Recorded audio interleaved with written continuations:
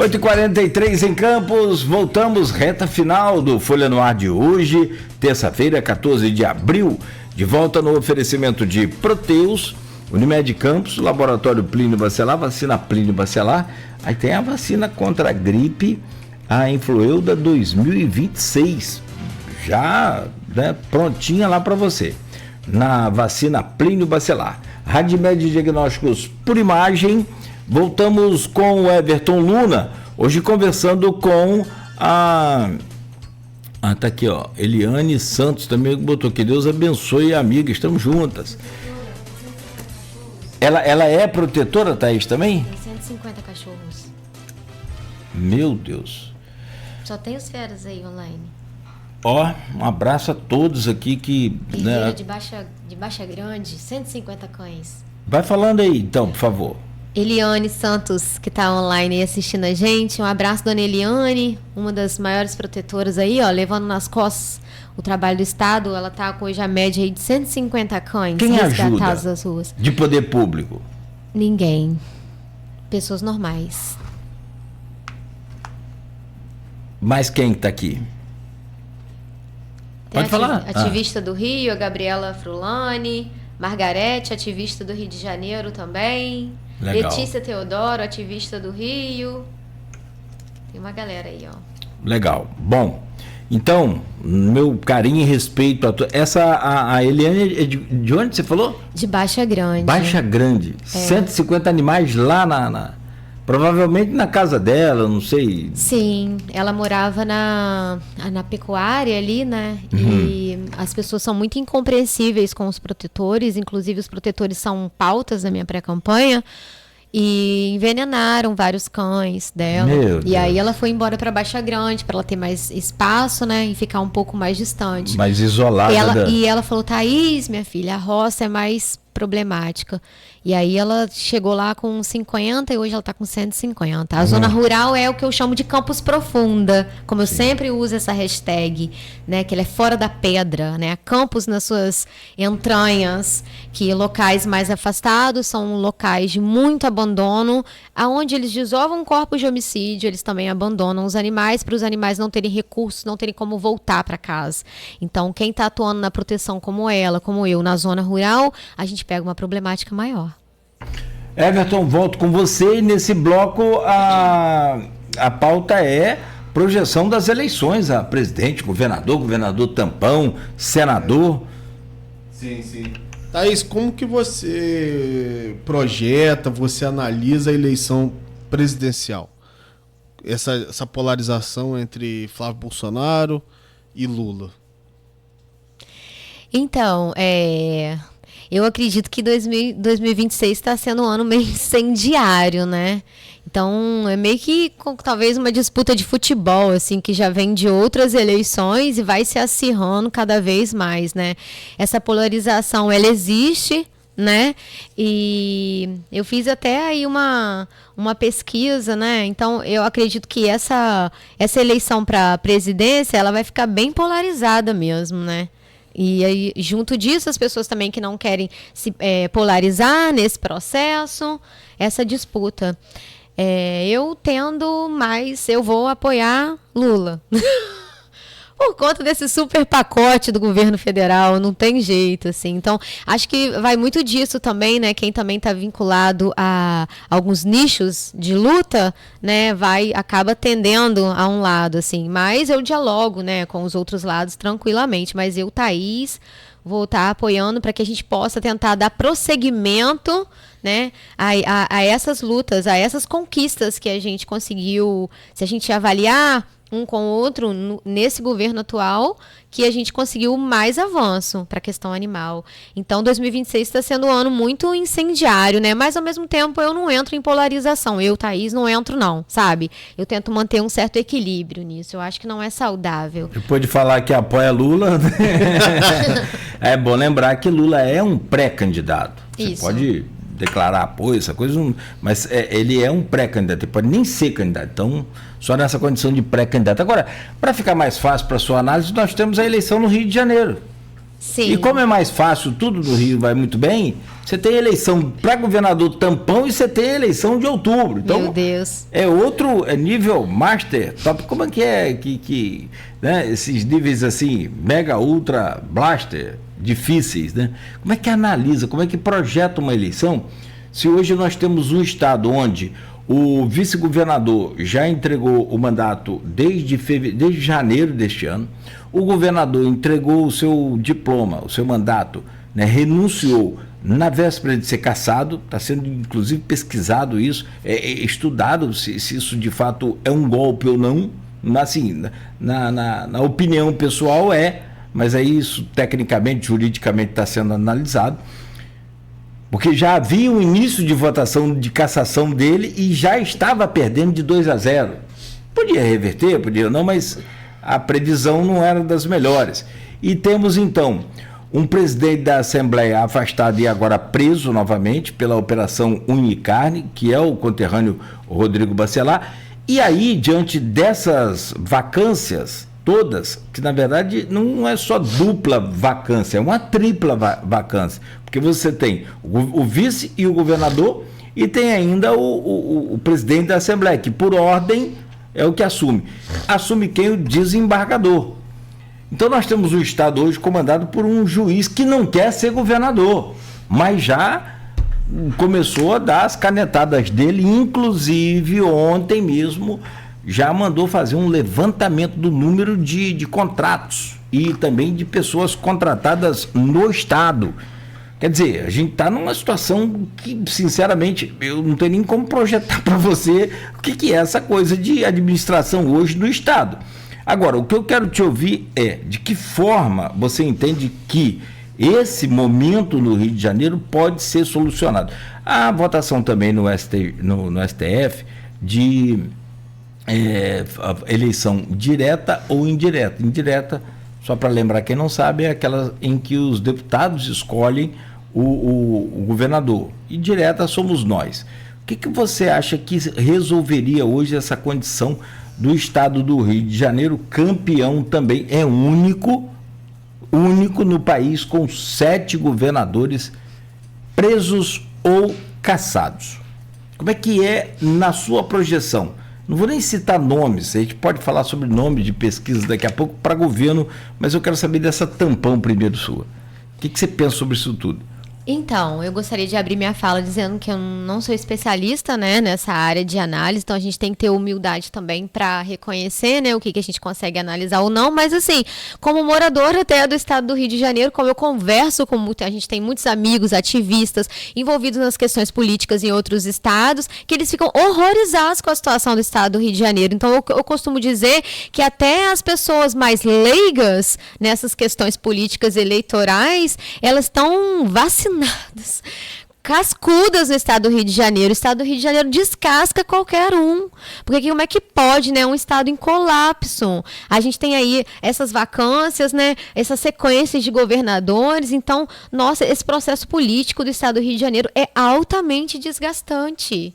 Você ainda se envolver politicamente num estado desse, altamente desgastante. É acreditar muito. Então, assim, eu acredito que talvez ele precise desse processo de reconstrução mesmo, né? Se a gente puder talvez elencar como exemplo algum estado que precise reconstruir esse processo político, e aí a gente pode retomar aquele assunto sobre novas representatividades, uma política mais comprometida, é o estado do Rio de Janeiro, porque para onde mais a gente pode caminhar? Para o estado anárquico? O Agir lança candidato? Vocês têm essa informação? Não tenho, não, do Agir... De governador, compõe com alguém? Você já tem essa eu vou ter que fazer esse levantamento, mas a princípio dele, não. Aqui em Campos tem quem está comandando o Agir? É o aqui em Carlinhos. Campos. Ah, tá. Porque antes estava com o Tiago Vigílio. Chegou a passar pelo Tiago Vigílio, depois mudou, enfim. Aí eu já não sabia mais para onde tinha ido. Na questão da eleição a governador, você tem aí algumas projeções que o Aloysio traz aqui das últimas pesquisas, bem facilitada para a gente, porque ao longo do tempo ele se tornou especialista no assunto, né?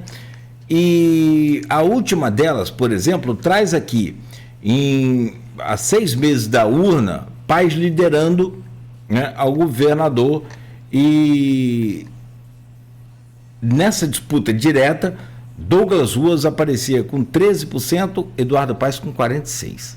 Uhum. No primeiro turno de cenário 1, Ítalo Marcilli, 5%, Wilson Witzel está de volta, né, com 5%. Aqui, o William Siri, que não tinha sido anunciado pelo pessoal nessa pesquisa ainda, né, foi anunciado ontem, como pré-candidato, 3%. Bombeiro Rafa Luz, 2%. Aí vem aquela... Branco nulo, não sabe, não respondeu, 16%. Nossa. E no outro cenário de primeiro turno, Eduardo Paes e Douglas Ruas, 42 a 11, 31 pontos percentuais aí de diferença. André Siciliano aparece com 9%, Ítalo Marcilli 5%, Wilson Witzel 5%, William Siri 2%, Bombeiro Rafa Luz 2%, nulo branco, não sabe, não respondeu, 24%, somando os dois. O Wellington, falei com o Pimentel, ele não se filiou. Não, então tá fora. Pimentel é aquele policial do BOP que inspirou o filme Tropa de Elite, né? E ele estava sendo cogitado aí, que a pauta do Estado do Rio é o que hoje? Segurança. Sim. O que você projeta desses números aqui, ciente de que essa pesquisa foi feita, deixa eu só registrar corretamente, pela Real Time Big Data, que nós recebemos aqui, inclusive o espetacular CEO dela, né? O Bruno Soler. Muito, muito bom, muito bom. Ouviu aí 2.000 pessoas entre 9 e 11 de março de 2026, margem de erro de 2 pontos percentuais. Acho que Eduardo aí ele deixou claro aqui que, até para te ajudar na análise aí também, um tema interessante é que o Eduardo Paes aparece aí com quase 50%, aquela coisa toda, mas ele falou, se engana quem pensa que vai ganhar de lavada qualquer um dos nomes que estão postos aí. Eu fiz uma pesquisa também antes de vir para cá, para embasar, né? E vi mesmo que ele lidera isso. Eu acho que existe uma crise de representatividade mesmo e não tem mulheres, né? Isso também é uma coisa. Você sabe que para presidente da República é a primeira vez desde Dilma. Desde Dilma não, da última de 2017. Marina. Né?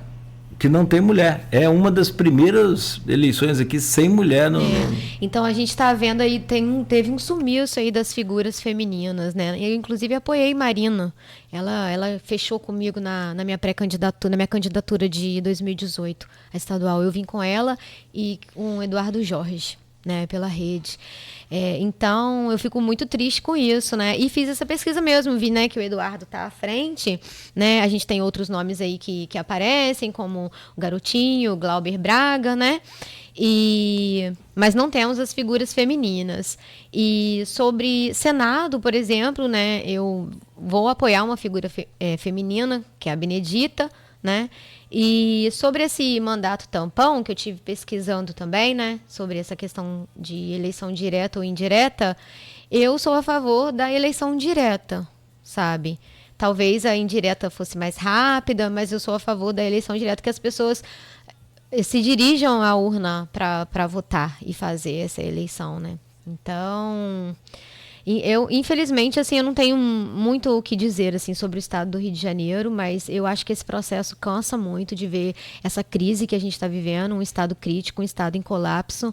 A gente vê outros estados em que a gente tem uns processos assim, mas parece que em menor grau. A gente vê as coisas avançando, decisões mais fáceis que são tomadas, a gente com cenários mais fáceis para serem avaliados, mesmo a gente não sabendo, não sendo especialista em nada, a gente consegue visualizar melhor, mas a gente vê o estado do Rio de Janeiro como totalmente assim, colapsado mesmo, muito desanimador. Se envolver hoje na política, seja como eleitor, seja como pré-candidato, é altamente desanimador. Eu não sei, assim, eu não consigo visualizar assim, o futuro do estado do Rio de Janeiro, sabe? Mas não acredito também que não se envolver não seja uma solução. não se envolver nisso, né? Então eu vi aí, né, que essa liderança de pais nas pesquisas, né? Inclusive também no mandato tampão, né? Que se fosse eleição direta, ele entraria. Eu sou a favor da eleição direta. Não, ele não entraria no tampão. Não Eduardo, entraria? não. Ah, tá. Garotinho tentou se projetar como pré-candidato na eleição direta. Indireta também não. O CEO da Real Time Big Data, o Bruno Solé, como lembrou aqui o Everton, ele falou que prometeu que nas próximas pesquisas o nome do Garotinho entraria na disputa pelo Senado, que também foi dito aqui pelo atual prefeito, né, o Frederico Paes, prefeito de Campos, na última sexta-feira, que o melhor dos mundos seria Garotinho, senador, Vladimir, deputado federal. De fato seria excepcional, né? 2 representantes de 2 esferas importantíssimas, aí seria top. Agora você já adiantou, né, que você vai apoiar a Benedita para o Senado.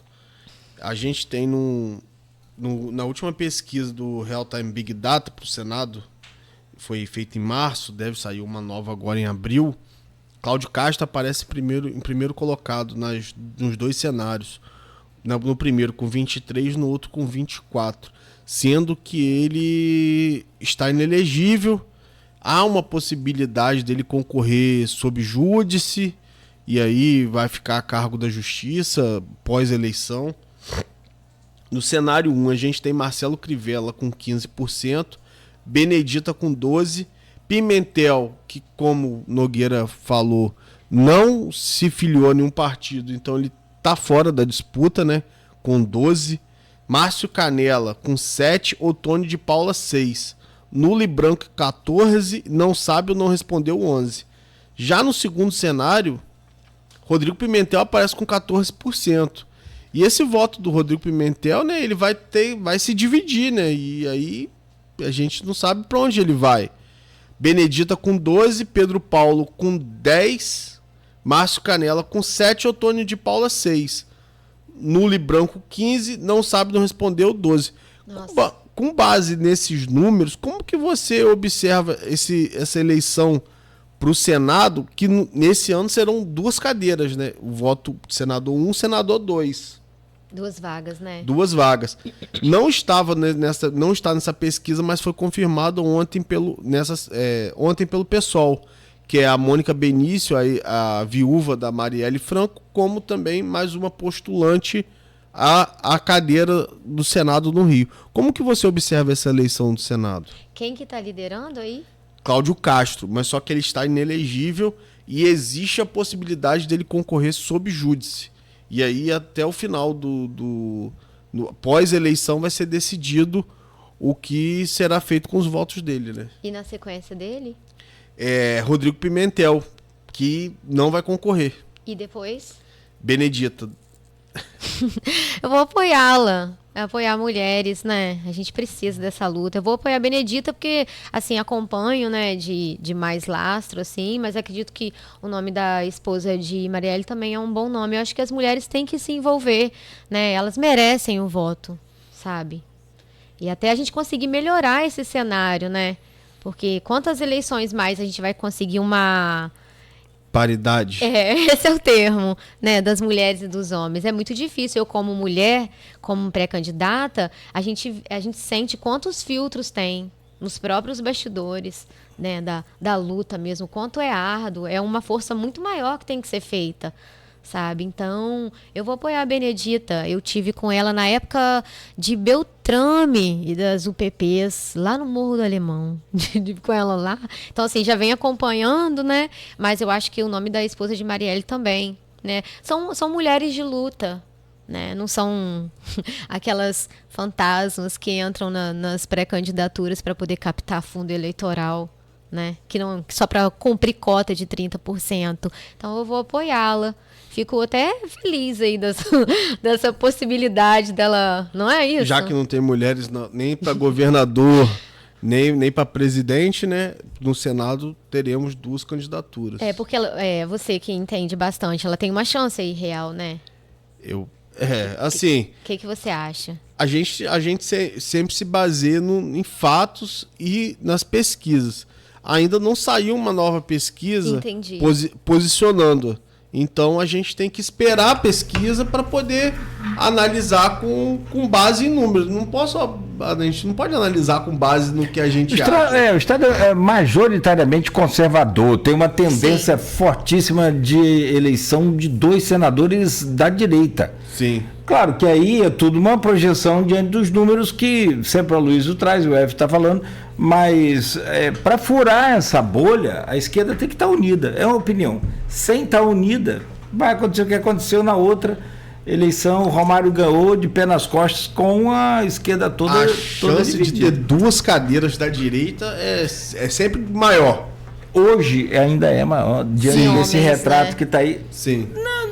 A Benedita está ali numa disputa da segunda cadeira, mas tem a resistência, né? Benedita é um histórico político muito importante. Dentre esses governadores todos aí, que a gente falou, para cá, eu acho que dos últimos 30 anos... Acho que só a Benedita e o Marcelo Alencar... Benedita e Marcelo Alencar não foram caçados nem presos.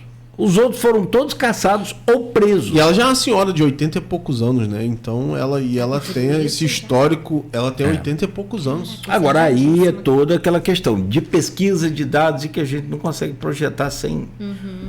Thaís, são 9h04. Fechamos? Fechamos. Agradecer a você muito, pessoal aqui participando, efetivamente a gente agradece também. E assim, reconhecer essa luta dessas pessoas que são... E eu não consigo muito imaginar, porque você tem lá 150 animais, vai na outra aqui, tem mais 300. E eu perguntei a você mesmo, sabedor da resposta, mas eu tinha que perguntar quem é que ajuda, qual o poder público que ajuda? Nenhum. Somos nós, a população, que ajuda, e ainda assim, limitadamente, cada um com seu corre, né? Cada um com sua dificuldade. Mas tem uma coisa muito interessante que eu tenho percebido na internet e me pego ajudando de vez em quando. Tá com muito, 5, 10 reais, mas ajudo. Fazer o apelo, o pedido pelas redes sociais e deixar o Pix ali, o link do Pix, deixar tudo prontinho ali. Se a pessoa der R$1, já ajuda. E ração não está caro, não é brincadeira. Se precisar de medicamento, esquece. Então, assim, acho que depois você pode ver também, eu acho que um caminho para ajudar essas pessoas. Apesar de que algumas nem gostam. Você sabe, né? Vai ter gente que, eu não quero, isso aqui eu vou levando. Mas se pedir, as pessoas ajudam. O brasileiro ainda é muito bom. Tem essa parte. O brasileiro até aprendeu a votar. O problema é que as opções de escolha que são complicadas. Boa sorte para você, né? Tudo de bom e... que você consiga lograr êxito sempre aí nos seus planos e muita proteção para você. Obrigado por hoje, Thaís. Eu que agradeço mais uma vez a todos vocês, Everton, Beto, né, Cláudio, todo o Grupo Folha de Comunicação. A gente vem pautando também na pré-candidatura a defesa dos protetores que fazem o trabalho do Estado, né? Porque quando o Estado não dá suporte aos protetores, ele também assina a crueldade contra os animais, porque é dever deles proteger a fauna, né? Então a gente vem pautando os protetores. A gente teve nos últimos dias aí, em resumo, Cláudio, o assassinato de uma protetora no Paraná. Ela foi carbonizada, amarraram o pescoço dela, as mãos para trás, tacaram fogo nela, na casa dela, e onde ela cuidava de 50 cães, e vários cães morreram. Então a gente corre risco real na ponta. Então apoio a proteção, né? Muito obrigada pelo espaço de fala, me desculpe qualquer falha, mas estamos no processo e lançando essa pré-candidatura justamente por essa crise de representatividade geral, não só na questão animal. Então, às vezes a gente não tem, assim, talvez tanto conhecimento técnico como a gente poderia ter, ou como muitos têm, mas a gente tem muita boa vontade, né? Bem-aventurados os homens de boa vontade, eu sou dessa filosofia, porque a partir disso a gente consegue realizar muitas coisas. Então, torço para que o estado do Rio de Janeiro consiga virar essa chave e achar uma luz no fim do túnel e que a gente não se acostume com essa condição de realidade que a gente vem já vivenciando aqui no estado do Rio de Janeiro e a gente corre o risco de naturalizar esse processo desse cenário político de um monte de governador preso, não tem governador em exercício. É muito triste isso. A gente não pode normalizar esse cenário caótico político. Não podemos. Precisamos olhar para outros estados onde a coisa está menos caótica e pegar o que tem de melhor. Eu acredito ainda que seja possível. Então, lançamos essa pré-candidatura. Me coloco disponível para tirar qualquer dúvida e fazer um processo de escuta também, que a população construa com a gente essa pré-candidatura. Meu Instagram, thaistostes.defesaanimal. E estou aberta aí a esse processo de construção coletiva. Muito obrigada, tá bom? A gente que te agradece, Thaís, deseja toda a sorte você na sua caminhada desse ano, que vai ser longa, né? Mas que você tenha seu êxito, que você consiga propagar a causa animal, que é uma causa muito importante para a sociedade, para os animais e para a gente também, né? Porque o animal, ele não é um objeto inanimado, ele te devolve o carinho, te devolve a atenção que você dá a ele. Então, te desejo toda sorte e que sua caminhada seja fértil, né? Que você consiga alcançar seus objetivos. Nogueira, muito obrigado por hoje. Beto, Tamo junto.